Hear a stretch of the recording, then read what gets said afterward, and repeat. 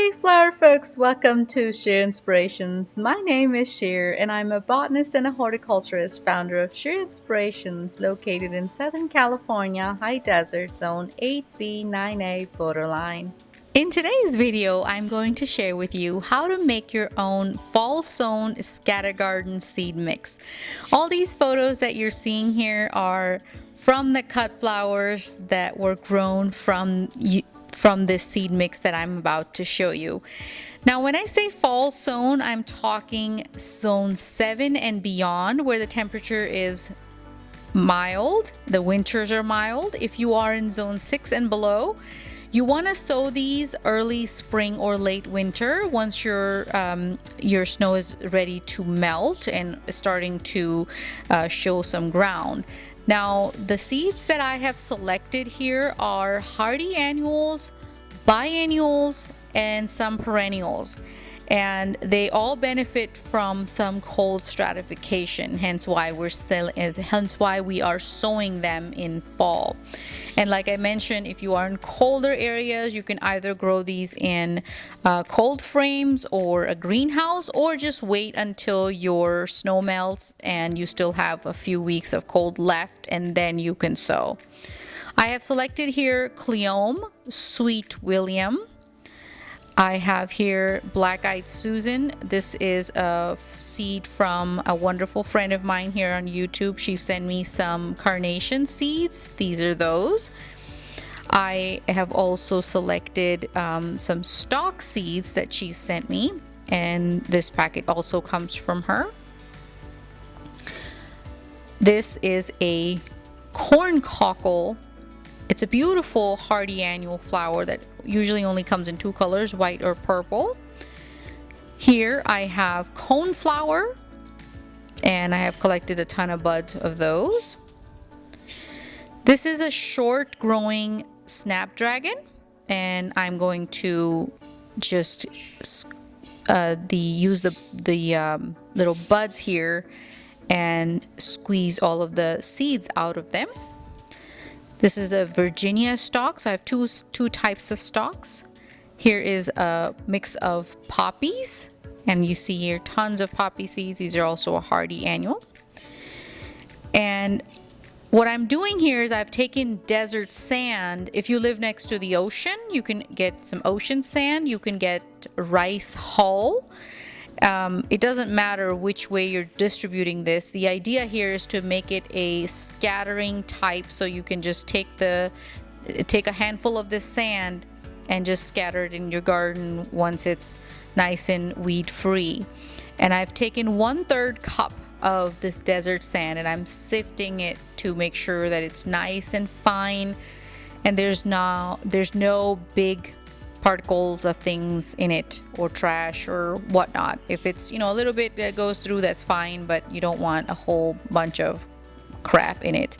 When you do this for ocean sand, you want to do the same process. Clean it up. This makes a great gift for someone if you want to give it for Christmas gifts. Of course, keeping in mind that depending on where you are located, you want to write the instructions on there. Like I have mentioned, fall in all areas is not the same. Fall for me is not the same as fall in Idaho. So you want to give them directions that you want them to plant this at a certain time. Of course, you want to plant in later in the season if you are zone 6 and below. Here I am putting down some Sweet Williams. These are the same Sweet Williams that I have grown from seed. For me, they are not a biennial. They actually are perennial. They came up the first year and continue to grow. Then I have Cleome. Cleome can be sometimes picky. Sometimes it doesn't like cold, sometimes it does. And I like to just go ahead and take my chances with the fall and just dump an entire packet of seed. This 1/3 cup that I've taken here would cover a 2 foot by 2 foot area. If you want them compactly planted, you can also do 1 foot by 1 foot, and that would be fine. You just want to make sure that you are scattering this mixture very well, so they're not going to all come up all at the same time in the same place. These will flower at different times, of course, starting late winter and continuing on into summer. This is black-eyed Susan. I just put a pinch of seeds. Here are some corn cockles, and you notice that I'm putting some seeds a little more and some seeds a little bit less. The reason why I'm doing that is because I know that certain seeds have a tendency to not produce anything. I'm just taking the chance that some seeds may not be viable or go bad. So with, for example, with corn cockle, I'm pretty generous with the seed. I didn't do a pinch, I did about 2 pinches. And I'm continuing on with the poppies, and I'm doing just a pinch on those because I know that poppies have a tendency to just produce and not a ton of seed is required. So this is up to you. This is a rough idea of what all you can sow in fall, and it doesn't have to stop here. It can be more things that you don't see here, of course. Here I've added some coneflower echinacea seeds.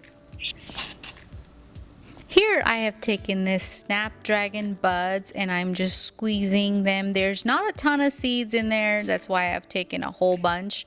This is just sieve and not actual seeds. The only seeds that you see are very tiny black spotted seeds, and there's not too many in there. Usually there's a ton, but not with these. I feel that they have self-sowed where they were when I harvested them.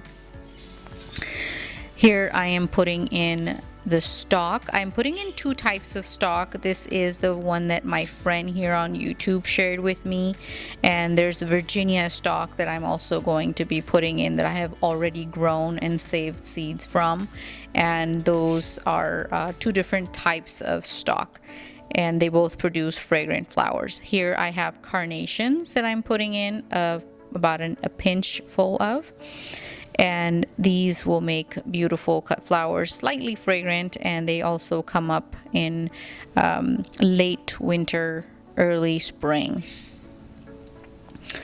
As you saw me do, I felt that there was not enough in my pinch, so I added some more. Here's the Virginia stock that I was talking about. These are tiny seeds, and they reproduce like nobody's business and self-sow.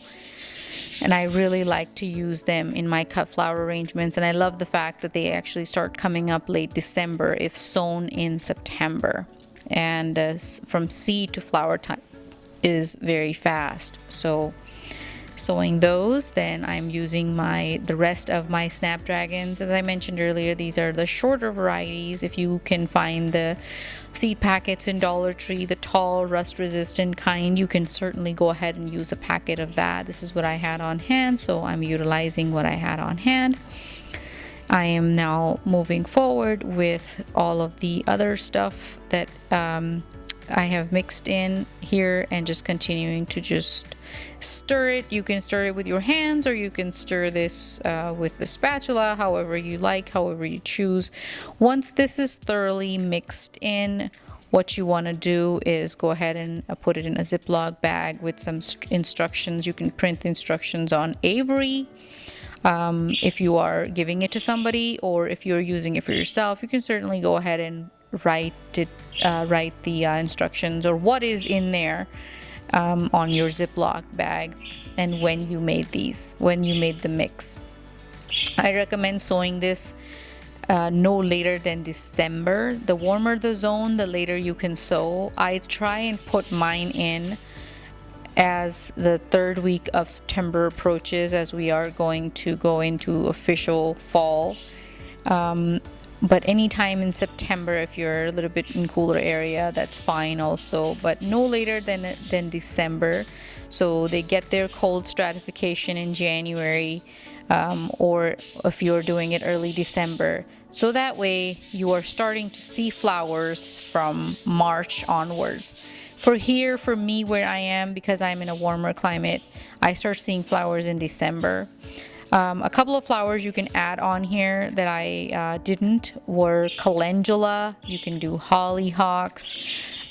You can do forget-me-nots in this seed mixture. You can do candy tuft. And all of those make wonderful, beautiful cut flowers come late winter, early spring.